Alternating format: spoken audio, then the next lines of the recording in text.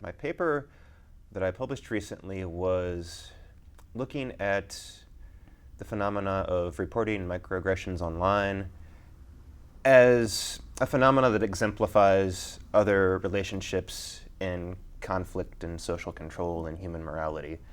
So there was this 17th century biologist who said something like, "I bring you proof of God's providence in the anatomy of a louse." It's kind of the same spirit, looking at this particular phenomenon, but looking at how it has larger implications and using it as an example to talk about wider theoretical relationships.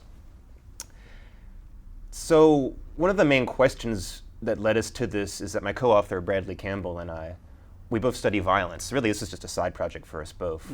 He does genocide research, and I do suicide. And we both focus on violent conflict, teach courses in violent conflict. So one of our first questions is, well, given that somebody has, if you don't know that, you probably do know the term, but microaggression is a term people use to refer to slights or offenses, usually against a social group, such as women or African Americans or gays and lesbians and so forth. And there's these websites where people go to who publicize aggressions they've been subject to in their lives, offensive things they've heard or seen others do. And it was interesting to us because, middle class people might take it for granted that, yeah, of course, what are you going to do when you have someone saying something offensive to you? You complain, or you lodge a complaint either publicly or through formal channels. When you study violence, though, you don't take that for granted. There's a lot of neighborhoods in this country and others where if you offend somebody's family or race or ethnic group or whatever, they're going to beat you up right there. So it seemed scientifically problematic to us to explain this difference in behavior. One of the examples we go to in the paper, and something that was a clear example in my own mind that illustrates this problem, is back in the 19th century U.S. South, gentlemen would challenge each other to duels for any kind of disrespect or display of disrespect. So it's not just a modern lower class thing either. It's also something that historically has been amongst the upper class as well. But we wanted to ask, why do people take their complaints into online forums, complain to the public, rather than confronting the offender, insulting them back, discussing it with them, beating them up, or what have you? There's all these different modes of conflict management people might use. So that was our initial question, and the paper kind of spiraled out of control from there as we found other interesting things to tie the phenomenon back into, right, total academic geek. I know, yay, spiraling out of control.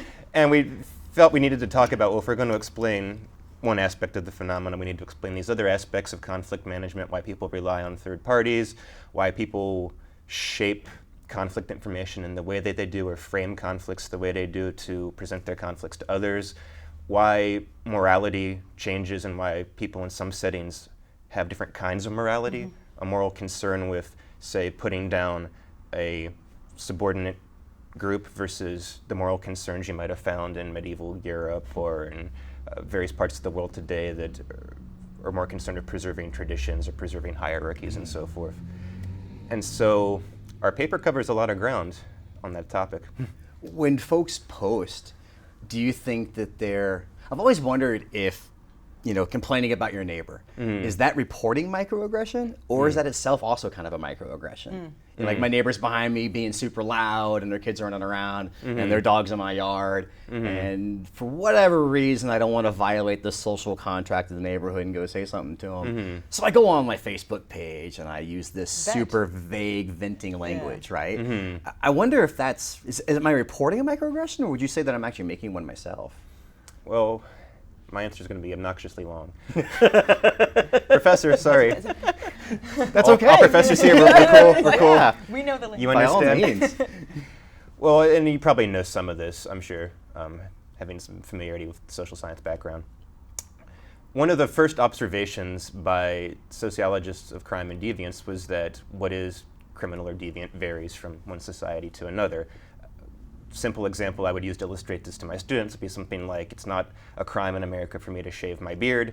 In Afghanistan under the Taliban, it would have been, and so on and so forth. In Prohibition, liquor was a crime. After Prohibition, it was not. Other examples. Around, I guess, mid-century, mid-20th century, some sociologists took the next step and started talking about how deviance varies from not just society to society, but occasion to occasion. One person is acting in a criminal way but doesn't get called a criminal. They're not labeled deviant. Other people might not actually be engaged in crime but get falsely accused, and so now they've become deviant for something they didn't do. So you have the rise of what they call labeling theory and the recognition that labels, or what's labeled deviant, doesn't just vary across societies but across situations and across people. And that's been further developed in recent years. So the concept of deviance and social control I use in my work is deviance is that which is defined as such, and social control is the process of defining something as deviant and responding to it. And one of the interesting things you see is that something that is itself meant to be an act of social control can in turn be deviant. Other people look at that social control as being deviant. Back in the early 80s, a sociologist named Donald Black, who I worked with when I was at Virginia doing my graduate research, wrote a paper called Crime as Social Control, where he observed what was then a relatively controversial point, and I think now is more widely accepted. A lot of street crime in modern America is conflict management. It's somebody who thinks he's been offended or disrespected or in another way harmed and is striking back with retaliation. In a lot of neighborhoods, they have an ethic of retaliation. You're supposed to do this, otherwise you're a punk, you're a loser, and so on and so forth. This is the appropriate way to handle conflicts. So yeah, something can be at the same time a complaint and also a deviant behavior. When other people judge that complaint as itself improper, inappropriate, they might say it's whiny, they might say it's you were sneaky complaining behind my back instead of to my face, or even if it was an overt aggressive complaint, you're being too aggressive, you're being a jerk. So yeah, social control itself attracts social control. So something that's a person would label a microaggression, them complaining about it might in turn be labeled an actual aggression, an aggression or a microaggression. I actually saw an example of this on one of the microaggression websites we looked at when we wrote this paper. A young woman complained about on a trip to a South American country, the men were whistling at her and making all these advances, and she said, it's because I'm a woman and they disrespect women. At which point a Latin American poster said, you're disrespecting Latin American culture and you're actually the privileged one here offending us. So her complaint was in turn labeled the same thing. Wow. So like most of us would probably be on her side, and the way she framed it to like maybe a Western culture, a U.S. culture, like, oh my gosh, it's terrible.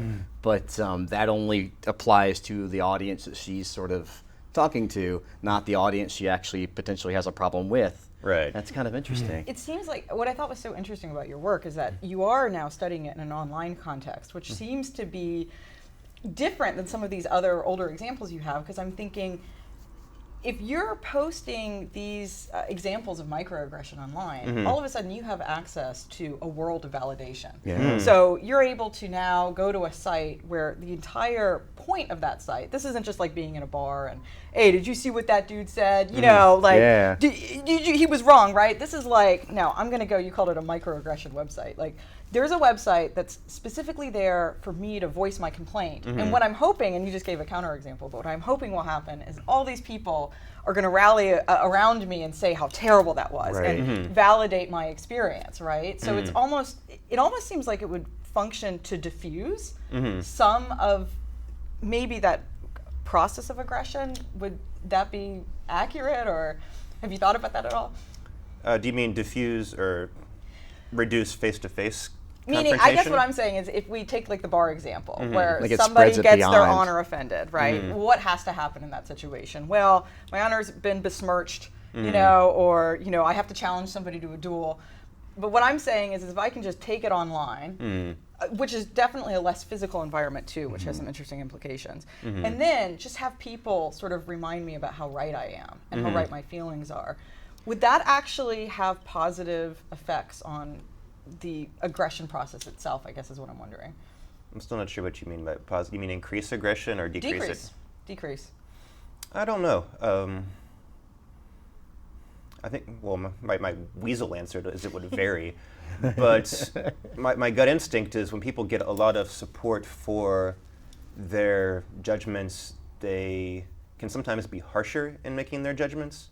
Because I know I have a crowd that's going to back me up. Right. That's not just like these three areas, but I know if I post what you just did on my Facebook wall, within like 3 minutes, I'm going to have 80 so people like going, yeah, man, that guy should get it. Well, partly because the people you're complaining to might be people who don't know me at all, versus if they were mutual friends, they might try to make peace or see both sides of the conflict.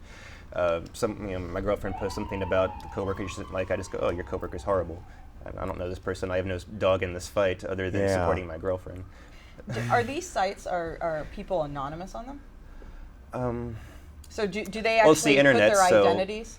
So people will put names, and especially in certain kinds of, there's the I am Harvard 2, I am Sydney 2, I am Oxford 2 campaign where they actually take photos of themselves.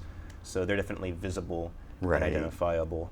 Others just post a name and it's the internet, so who knows if it's their real name or not. I assume sometimes it is, Sure. sometimes it isn't. We know in some of our own research we've talked about how, when people are able to be anonymous, whether it's because they're posting a fake name or no name at all, that actually increases aggressive responses, because when people don't have to be accountable to who Right. they are, that can actually There's no lead thread to, on my side. exactly, lead Yeah. to flaming behaviors and stuff like that. That's why I was wondering if some of these sites, because people have the ability to go and engage in microaggression and also not really suffer any consequences for that, that could be different than in offline worlds too. That's one of the interesting things about online conflict and social control is there's that potential to do it safely or more safely than face-to-face encounters. Anonymous reporting using fake names, just leaking something to the blogosphere, and so on and so forth. If I were an economist, I'd say it's lowering the costs of certain kinds of moralistic behavior. And the interesting thing is, sticking with the economic language for a minute, is, and it's something I addressed recently in another work in progress, the costs of, say, online shaming to the shamers, not necessarily to the shamed, are very diffuse. The costs of getting a lot of people to contribute to spreading a rumor or a fact, even rumor, fact, whatever it is, to weighing in and saying, no, this person was wrong, this person was horrible. I'm going to type an email telling them drop dead. Example that's in my mind right at the moment is this woman who was photographed making obscene gestures at the Arlington Memorial, and that went viral. And Of course. everybody, forwarded this to their friends saying, hey, look at this, isn't Look it at this. horrible? And then a couple of people wrote emails to, her boss or whatever. She wound up being fired.